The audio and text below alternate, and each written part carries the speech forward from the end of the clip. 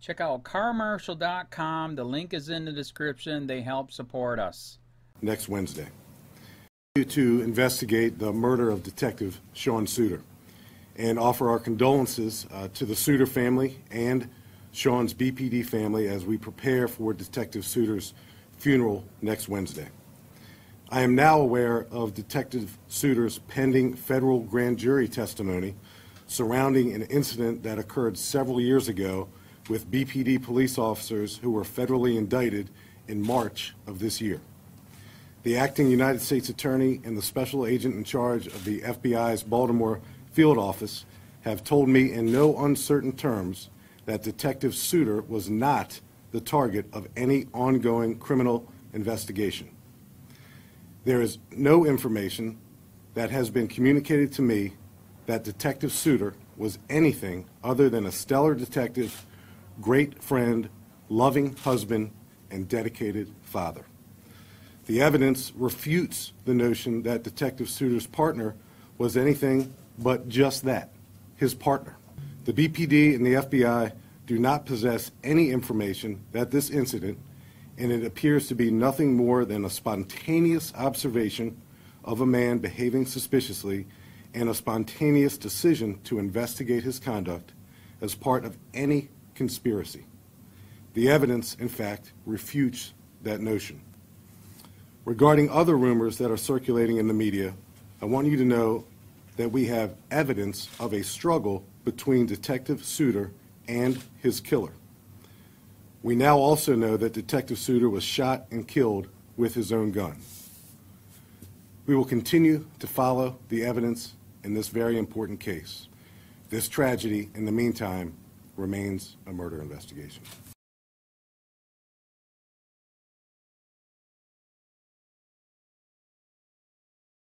Baltimore detective killed a day before testifying in federal case against fellow cops. Baltimore's police commissioner says the evidence suggests Sean Suter's death was not related to his testimony. The Baltimore police detective who was fatally shot in the line of duty last week was scheduled to testify in a federal case against officers indicted earlier this year, the Baltimore Police Department confirmed Wednesday. The day after he died, homicide det Sean Suter, 43, was set to testify before a federal grand jury about an incident that occurred years ago involving BPD officers, Police Commissioner Kevin Davis said during a news conference. The officers were indicted in March and August on federal racketeering charges. Davis also revealed that investigators believe Suter had been killed with his own weapon, adding that there were signs of a struggle between Suter, an 18-year veteran of the BPD, and his killer, who remains at large. View image on Twitter. View image on Twitter. Baltimore Police. Heavy check mark. At Baltimore Police. Rest in peace Detective Sean Suter. 3:56 p.m., November 16, 2017. 493 replies 2,964 2,964 retweets 5,726 5,726 likes. Twitter adds info and privacy. At Wednesday's news conference, Davis attempted to dispel any rumors that Suter's pending testimony was related to his death. Suter was not a target of the ongoing federal investigation of the 8 officers, members of Baltimore's elite gun trace task force, according to police. The BPD and the FBI do not possess any information that this incident is part of any conspiracy, Davis said, explaining that the fatal confrontation appears to be nothing more than a spontaneous observation of a man behaving suspiciously and a spontaneous decision to investigate his conduct. Suter, a father of 5, was shot in the head on November 15 after noticing a man acting suspiciously while he and his partner were investigating a 2016 triple homicide. He died 1 day later. During that day's investigation efforts, both Suter and his partner had noticed the suspicious man in a vacant lot and approached him, Davis said Wednesday, citing surveillance camera footage reviewed by investigators. Upon the sound of gunfire, Detective Suter's partner sought cover across the street, Davis explained. He immediately called 911. We know this, because it is captured on private surveillance video that we have recovered. According to police, the ongoing investigation revealed that Suitor was shot within close range and was still holding his radio in his left hand. Baltimore Police. Heavy checkmark. At Baltimore Police. Update on the investigation into the murder of Detective Sean Suitor. https://www.pscp.tv/wcCJ2OTE5ODH8mu93R1DNDNPRCW540US1EIVRKLCFA-PETYD5 5:04 p.m., November 22, 2017. Baltimore Police. At Baltimore Police. Update on the investigation into the murder of Detective Sean Suitor. Baltimore MD, United States. PSCP.TV. 2020 replies 5151 retweets 2424 likes. Twitter adds info and privacy. Davis also confirmed that Suitor's death remains an open homicide investigation and confirmed that police don't have a suspect in custody a week after the shooting. Asked about the conspiracy theories surrounding Suitor's killing, Davis said, "It certainly makes for great theater. We have a police officer who's shot and killed, and we don't have a good description and we don't have someone in custody, and lo and behold we find out after the fact that he was scheduled to testify in front of a federal jury."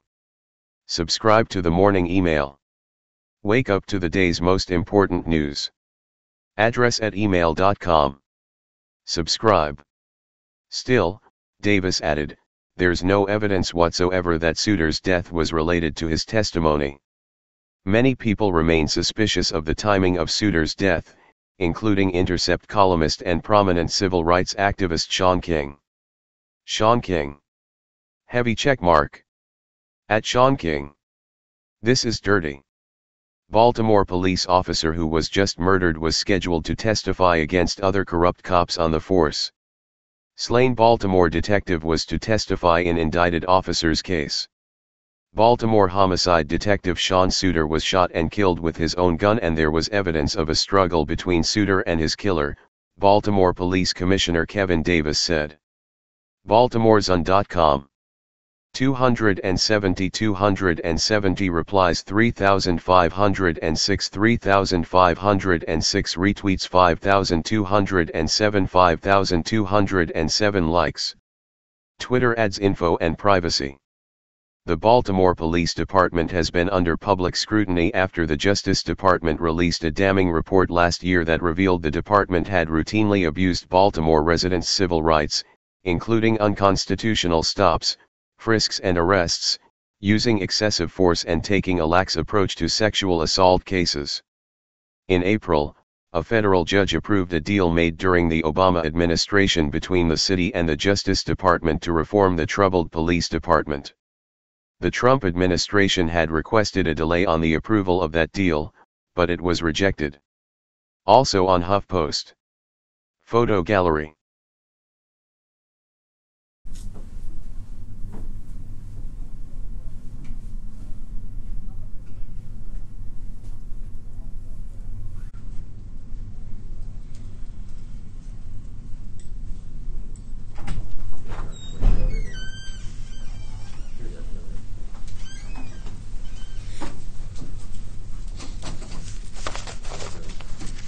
Ready?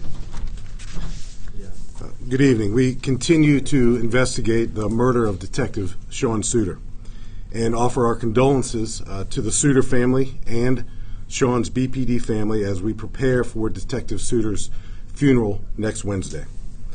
I am now aware of Detective Suitor's pending federal grand jury testimony surrounding an incident that occurred several years ago with BPD police officers who were federally indicted in March of this year.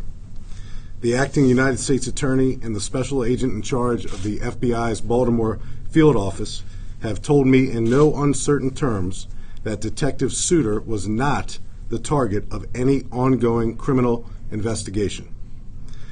There is no information that has been communicated to me that Detective Suter was anything other than a stellar detective, great friend, loving husband, and dedicated father.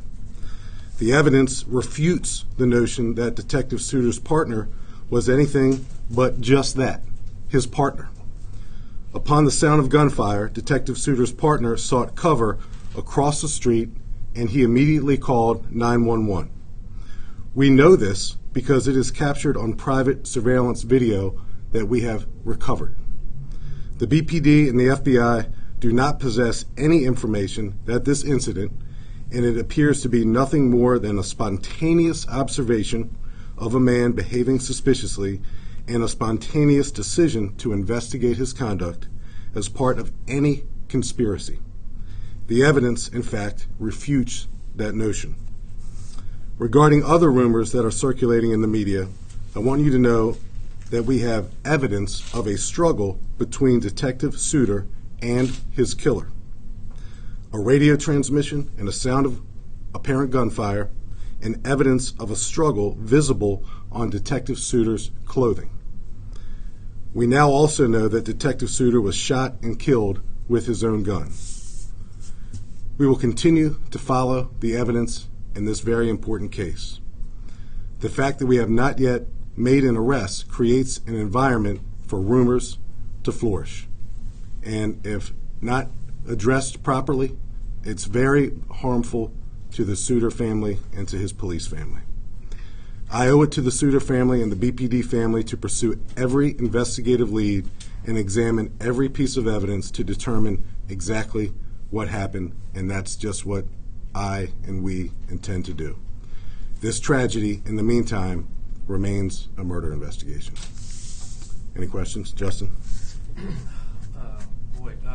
Well, so can you elaborate more on the evidence that causes you to believe it's a homicide investigation? I know you said there was a struggle. What can you say more about what that is? So the two items of evidence that lead us to believe that the struggle occurred, and I'll address those two items again.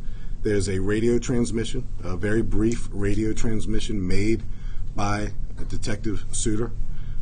It was about 2 or 3 seconds. It's unintelligible right now. We don't know exactly what he said, but he was clearly in distress. And the FBI is working with us to enhance the audio on that radio transmission. And in the background of that radio transmission was an apparent sound of gunfire. And they will hopefully be able to determine if that in fact was gunfire. I listened to it. It certainly sounds like it to me. Detective Suter had his radio in his left hand. We know when we found Detective Suter, and again we have body-worn camera footage of the responding patrol officers. Detective Suter's radio never left, rather left his left hand. It was in his left hand when we found him. And then one more thing, Justin. The signs of a physical struggle on Detective Suter's clothing are evident to us, and again, that's captured on body-worn camera. And now we, of course, have Detective Suter's clothing. There's markings, body-worn camera responding patrol officers. There's evidence of a struggle that appear to be, or that are rather visible on Detective Suter's clothing. A very crucial question I have. I may have asked this before, and I'm hoping you can answer it this time. Did Detective Suter's partner at the time observe the suspicious person, or was he acting on Detective Suter's observations? So there were 2 observations of this suspicious person. One occurred about 20 minutes prior to this incident, and one occurred just moments before the incident.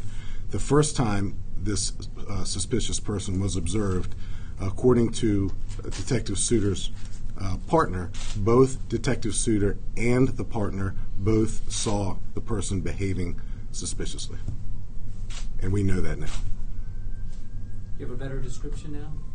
We do not. I wish we did. And again, most police officers who have been killed in the line of duty that I know of in my career, there has normally been something there. Either you have a person immediately in custody, you have a perpetrator who may be shot and killed, you have a really good description, a name, a nickname, in this particular case, we don't have that.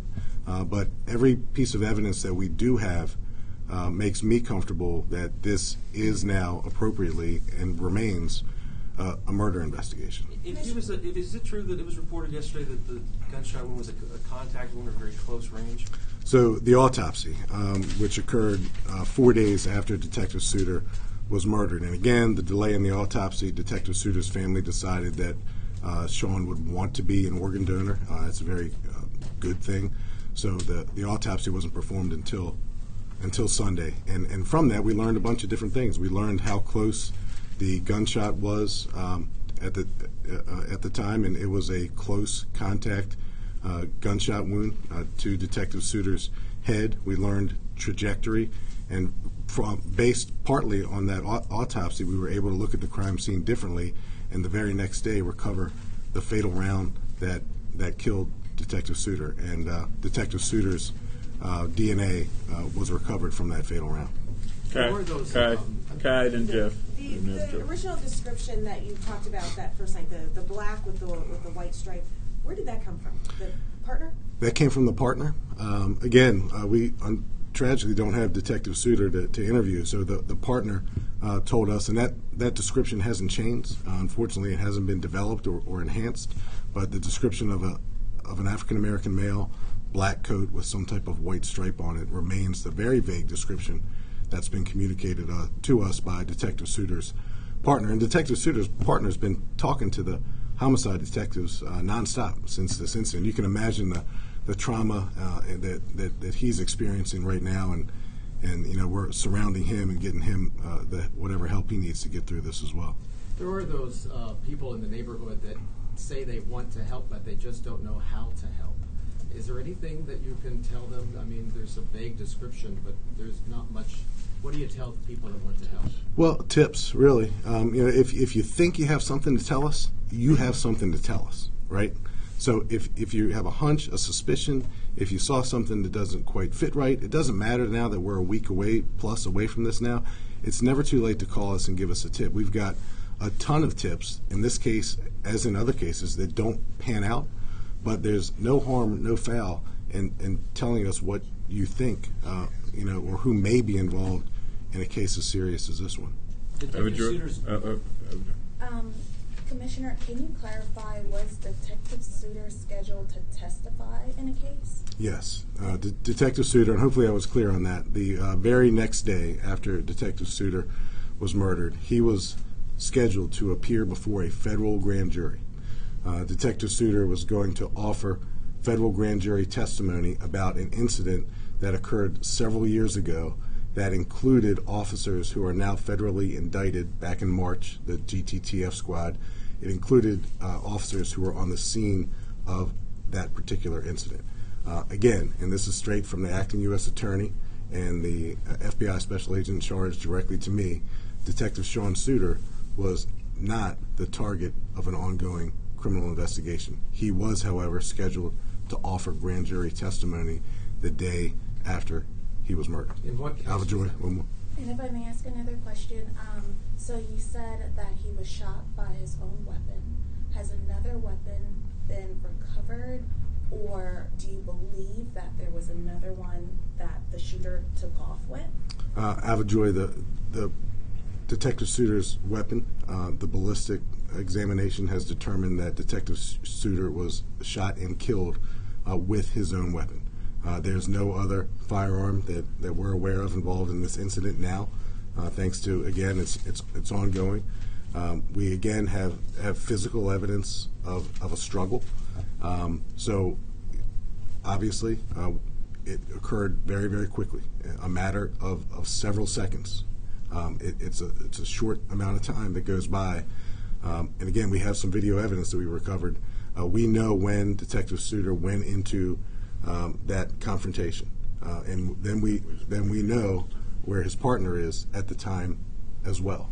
And we also know approximately how long it took when Detective Suter decided to approach this person before gunshots rang out. It's a matter of several seconds. So the struggle, and again, there's evidence of a struggle was brief and violent.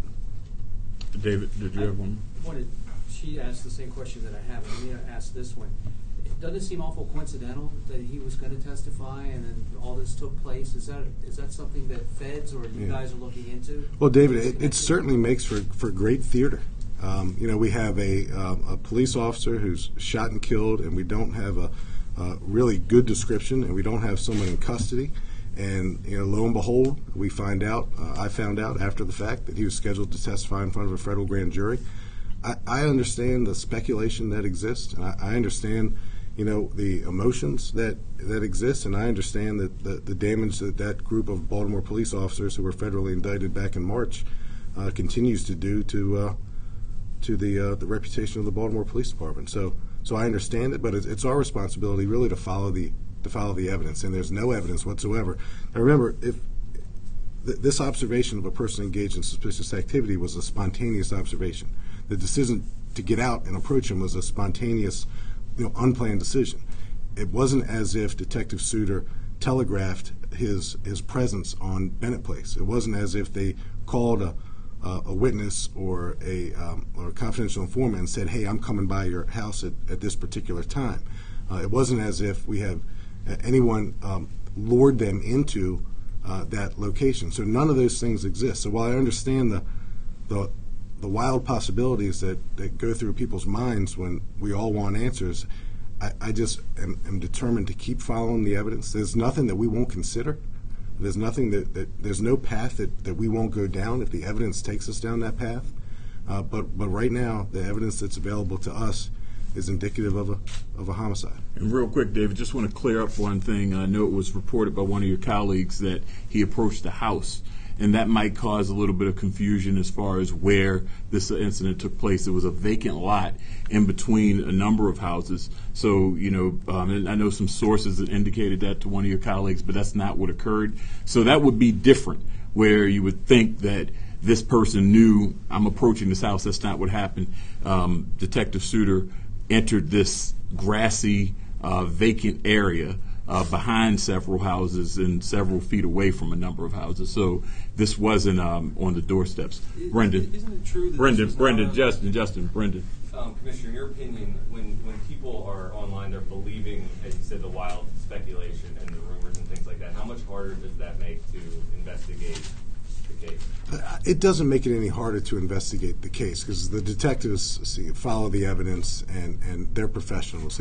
It's certainly a distraction for leadership, and it's hurtful, but very hurtful for the Suter family and friends to hear those types of rumors. You know, social media is something else, and their family is not isolated from the rumors, and they hear them, and I remain in close contact with Detective Suter's wife, and you know, she's heard about the speculation as well, and everyone has. We just have to continue to focus and work our way through it and find out who did this. Justin. Isn't it, while it was a spontaneous action to pursue the person, isn't it true that this was a planned trip out there, though? That I understand that he had entered into the internal database. You guys have Lotus notes like a week earlier that he was going to go out and check out this area. Right. I didn't know you had access to our Lotus notes.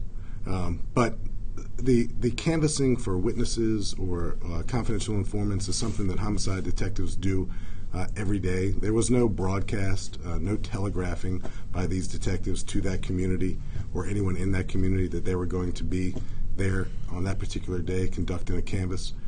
Detective Suter was the lead detective of a triple murder in 2016, and his partner investigated a murder in that immediate area recently as well. So for them to be in that area investigating a murder, follow up on a murder, is something completely normal and routine. And just real quick, Justin, to put it in another way, the actions, this wasn't somebody who snuck up on him. He wasn't lured in, hey, come here and have a conversation. As the commissioner stated, spontaneous. This was something he happened upon. Whatever the incident was that took him in to that alleyway was something that he was communicating with his partner about. So in the scenario that, again, we totally understand, without a closure, everyone has a theory, and that's totally understandable. But this wasn't a scenario where I'm meeting with this person, wait right here, I'm going to go walk here. This was some observations by these two detectives who saw something, because although they're detectives, they're first police officers, so their instincts drew them to something. I wish I didn't have to ask it in public, but this is the forum that we have. I mean, isn't it possible that a lot of this evidence, contact wound, only bullets are found from his gun, there's and many other things. Isn't it possible that some of these things lead to an alternative theory if looked at objectively? So, Justin, this particular incident would not be the first time that a police officer had his gun taken from him, only for that gun to be used against him.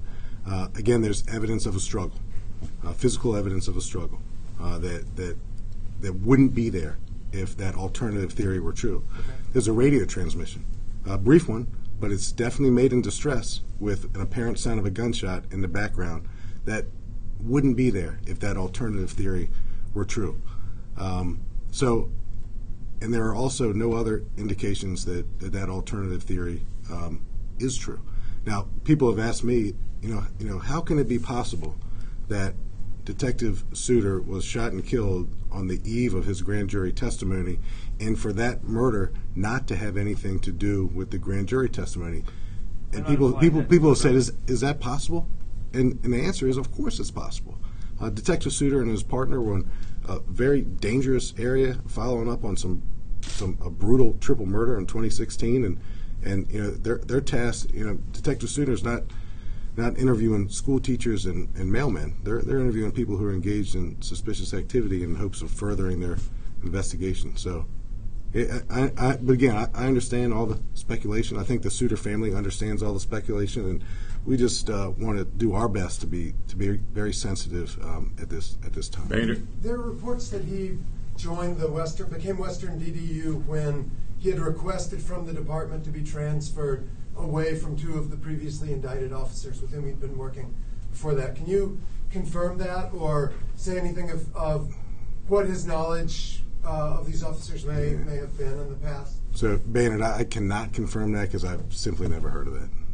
And was this testimony officers who have already been arrested, or is there, do you have any, are there further indictments to be coming that you have any awareness of? I'm not aware of any additional indictments. The testimony that I believe he was scheduled to give had to do with the police officers who were already indicted. Do you have the suspect's escape route? It's logical to assume, based on the statements made by the partner, that he fled to the rear of this location. There's an alley. There's a cut that leads back up to Schroeder. There's an alley that leads back down to Fremont.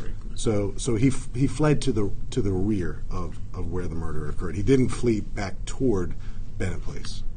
I'd like to ask a step back question. I mean, how frustrating is this? This is uncharted territory for the agency. It's never gone this long without having identified at least a suspect in an officer's line of duty death. How frustrated are you right now? Well, Justin, I met with several homicide detectives last night. They're determined to get it right. I always maintain that we're one confidential informant, one tip, one arrest, one field contact away from breaking this thing wide open. We've had many, many people in homicide that we've interviewed, that we've interrogated over the last week, and we'll continue to follow the evidence. We want to identify the person responsible for this heinous crime, and we're determined to get it right. You've been interrogating officers. No, I didn't say that. I said you we. Did, but that's what I said want to clarify. So we've had several persons of interest. If I did, I misspoke. Okay. We've had several persons that have been arrested for other crimes in the area that we've interviewed, interrogated. So yes, the folks of interest that have been in contact with homicide detectives, there have been many. All right, let me give. All right, final question. Did the U.S. Attorney indicate that the lack of Detective Suter's testimony will impact the case with the gun task force members? He absolutely did not. he did not indicate, or he indicated to the negative? He indicated to the negative. It's been a long week. Thank you. All right, real quick, we good? You good? Anything else? Tip line, up to $215,000, information leading to the arrest and conviction of a suspect. 1-800-CALL-FBI, 1-866-7-LOCK-UP, Metro Crime Stoppers. You can text a tip to our homicide detectives, 443-902-4824. You can call our homicide detectives directly at 410-396-2100. A question that came up here, I think you asked Jeff about some citizens wanting to provide information, wondering how. Call any one of those numbers. Call our detectives at 410-396-2100. They can meet you somewhere outside of the city of Baltimore, wherever you need to meet, if you want to provide some information confidentially. Okay? All right. Thank you. What's the status of the neighborhood now? The crime scene itself is still being worked on, but the neighborhood is open. No perimeter. All right. Happy Thanksgiving. Hey Charlotte County, this is Charlotte County Cop Watch, and I wanted to explain what fair use is. You can use pieces of news articles if you're doing it for news reporting, you have commentary, and you're doing it for education purposes. So that's what fair use is, as you can see right here. Another reason why I wanted to make this video is to let you know I just joined with Patreon. A nice thing with Patreon, I make no money on YouTube. They took the money away years ago, and so this is another way to give, and it's a nice thing too, because you can give monthly. You can give $1, $5, $10, whatever. I do 4 to 5 hours a day on trying to wake the sheeple up on how corrupt it is and different ways that you can fight the corruption. So Patreon is a way that you can do it, and then of course the old way is still there. Donate to Sheriff County Cop Watch with PayPal or credit card. So keep that in mind. 4 to 5 hours a day. I make no money, but the corruption happened to me and I'm sick of it, so I'm trying to wake people up.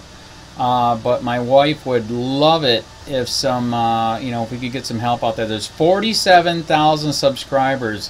Just think if each one of you subscribers just gave let's say